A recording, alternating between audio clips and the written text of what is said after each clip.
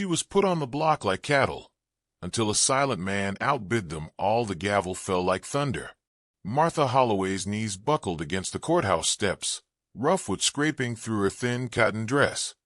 Around her, men leaned forward with hungry eyes, tobacco juice staining their beards as they called out numbers like she was a mare at market.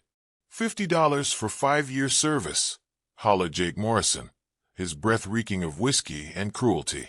She's got good hands for washing and mending. Martha's fingers trembled against the iron shackles. 3 weeks since they'd buried Thomas.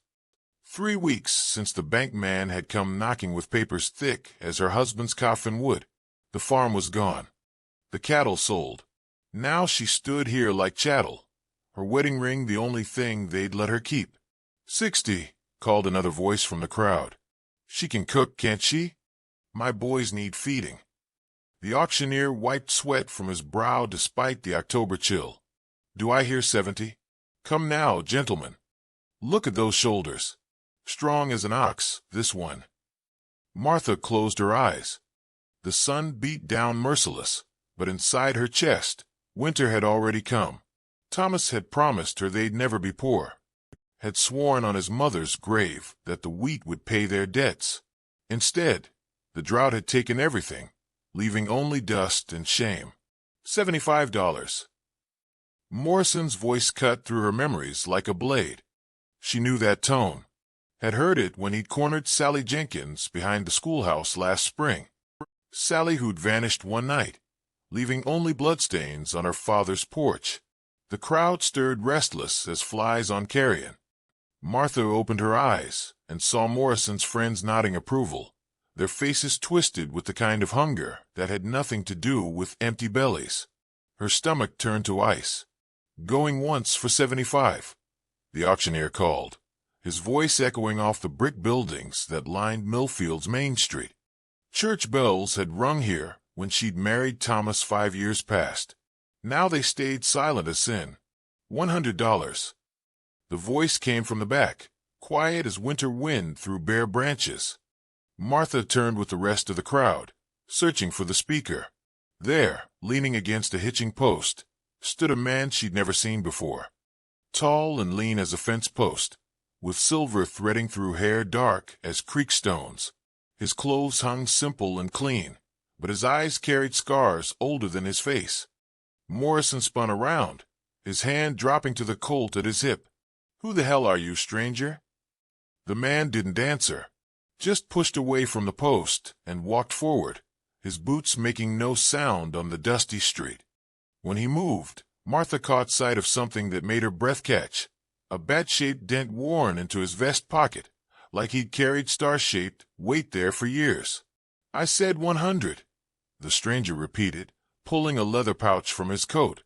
Gold coins spilled into his palm, catching sunlight like fallen stars. Cash money. The auctioneer licked his lips. "Well now, that's a considerable sum. Do I hear 110? Morrison's face went red as fresh blood. "You can't just ride into our town and 150. The stranger's voice never changed, level as a rifle sight. He poured more coins into his hand, and Martha saw calluses there, the kind that came from years of handling rope and iron. The crowd fell quiet. Even the flies seemed to pause their buzzing. Morrison's friends shifted nervous, hands hovering near their guns, but not quite willing to draw on a man who moved like controlled lightning. "Going once for 150, the auctioneer stammered. "Going twice." 200. The stranger's final bid fell like a stone into still water. Martha's heart hammered against her ribs. Freedom felt close enough to taste, but she'd learned not to trust the kindness of strange men. Still, when she looked into those gray eyes, she saw something she'd almost forgotten existed, the possibility of mercy in a world that had shown her none. The gavel fell again. This time, it sounded like salvation.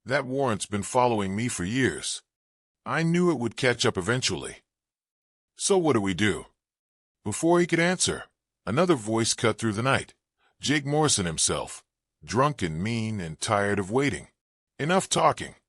Kane, you send that woman out here, or we're coming in to get her. Your choice. Martha saw the moment Ezra made his decision. His shoulders sagged, and he set the rifle down against the wall. The fight went out of him like air from a punctured balloon. Ezra, no. She grabbed his arm, feeling the defeat in his muscles. Don't you dare give up. Not now. Outside, Boots moved closer. Wade's patience was wearing thin, and Morrison sounded ready to start shooting whether they surrendered or not. The smell of torch smoke seeped through the cabin walls, acrid and threatening. There's a root cellar, Ezra said suddenly, his voice barely a whisper. Under the kitchen floor. Hidden door beneath the rug. You could. No. Martha's voice cut like a blade. We fight together, or we die together. But I won't cower in some hole while you sacrifice yourself for my sins. Time's up.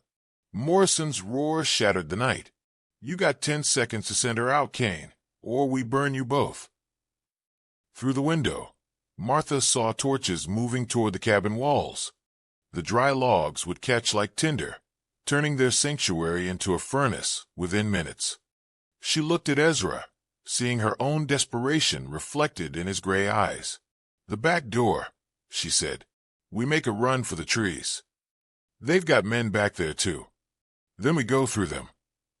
Martha picked up the rifle, her hand steadier than she'd expected. I'd rather die fighting than live on my knees. For a moment, Ezra stared at her like she was something miraculous, a woman transformed from victim to warrior in the space of a heartbeat. Then he nodded and reached for his gun belt, buckling it around his waist with movements grown sure and deadly. Outside, Morrison began counting down from 10. His voice carried the gleeful anticipation of a man who'd been dreaming of this moment since the auction block. 3, 2. The back door exploded outward as Ezra's boot shattered the latch. He rolled left into the darkness, while Martha dove right, both of them firing blind into the shadows, where torchlight betrayed their enemies' positions. The night erupted in muzzle flashes and screams as lead found flesh. Martha's first shot dropped a deputy who'd been creeping toward the woodshed. The man spun and fell, his torch setting dry pine needles ablaze. She rolled behind a fallen log as bullets whined overhead, splinters raining down like deadly snow. Ezra moved through the darkness like the lawman he'd once been, his Colt barking steady as thunder. 2 more men went down before Morrison's voice rose above the gunfire, calling for his men to spread out, to use the fire for light. Burn them out. Morrison screamed, I want that woman alive, but Kane dies tonight. The cabin caught fire behind them, flames racing up the walls toward the shake roof. Orange light painted the clearing in hellish colors, turning their sanctuary into a funeral pyre. Martha felt the heat on her back as she reloaded, her fingers steady despite the chaos around her. A shadow moved to her left, Wade, creeping closer with his pistol drawn. Martha swung the rifle around, but her shot went wide as another bullet cracked the bark beside her head. Wade smiled in the firelight, raising his gun for a killing shot. Ezra's bullet took the sheriff's center mass, spinning him backward into the blazing cabin wall. Wade screamed as his coat caught fire, then fell silent as flames consumed him. The stench of burning flesh mixed with smoke and gunpowder, creating a smell Martha knew would haunt her dreams. Martha! Ezra's voice cut through the noise. The trees. Run! She sprinted toward the pine line as bullets buzzed around her like angry hornets. Behind her, the cabin's roof collapsed in a shower of sparks that lit up the sky like fallen stars. Morrison's remaining men were regrouping, using the fire to flush their quarry into the open. Martha reached the trees and threw herself behind a massive pine trunk, bark chips flying as lead struck wood. Her breath came in ragged gasps, and she could taste copper fear on her tongue. Through the smoke and flames, she saw Ezra pinned down behind a stone well, 3 men closing in on his position. She raised a rifle and fired, dropping the nearest attacker. Then again, catching another in the shoulder and sending him spinning into the brush. But her third shot clicked empty, and she had no more shells. Cain. Morrison's voice roared across the clearing. The fire had grown fierce now, consuming everything Ezra had built in these mountains. Last chance. Send out the woman, and I'll make it quick. Martha saw Ezra rise from behind the well, his hands empty, his face resigned. He was surrendering. Again. Choosing her life over his pride, just like he had inside the cabin. No, she whispered, then louder no. She burst from the trees, running straight toward Morrison through smoke and flame. The outlaw turned, startled by her sudden appearance, his gun swinging toward her. But Martha was already moving, diving low, tackling him around the legs. They went down hard, rolling in the dirt as his pistol discharged into the night sky. Morrison cursed and backhanded her, splitting her lip, but she held on tight. Her fingers found the knife on his belt and pulled it free. "You want me?" she snarled, blood running down her chin. "Come and take me." The blade slid between his ribs like it belonged there. Morrison's eyes went wide with shock and pain. He tried to speak, but only blood came out. Martha twisted the knife deeper, feeling his life drain away through her fingers. When she looked up, the clearing had gone quiet except for the crackle of flames. Ezra stood over them, his smoking Colt still in his hand. The surviving attackers had fled into the darkness, leaving their dead behind. "It's finished," Martha said, pushing Morrison's corpse away from her. She stood on shaking legs, the knife still red in her grip. "It's finally finished." But Ezra's face remained grim. No. Wade was right about the warrant. Come morning, federal marshals will be riding up that trail. This was just the beginning. Martha looked at the burning cabin, at the bodies scattered across what had been their sanctuary. Everything beautiful was ash now, consumed by the greed and hatred of small men. But she wasn't the same woman who'd stood trembling on the auction block. That woman had died tonight, reborn in fire and blood. "Then we run," she said simply.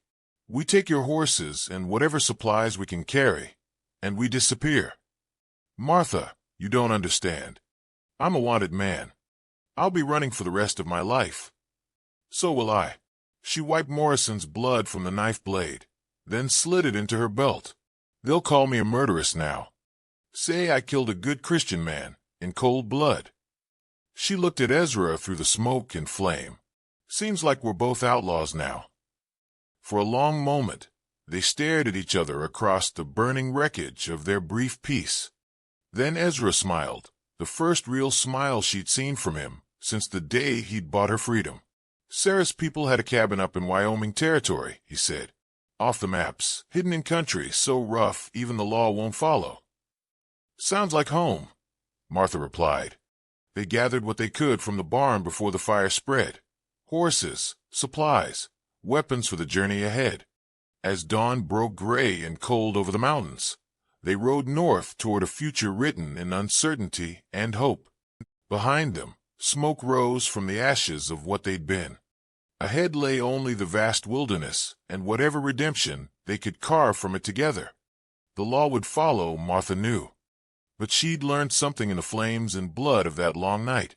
Sometimes justice wore the face of a woman who'd been pushed too far, and sometimes mercy looked like a man willing to share his exile with someone who understood the weight of necessary sins.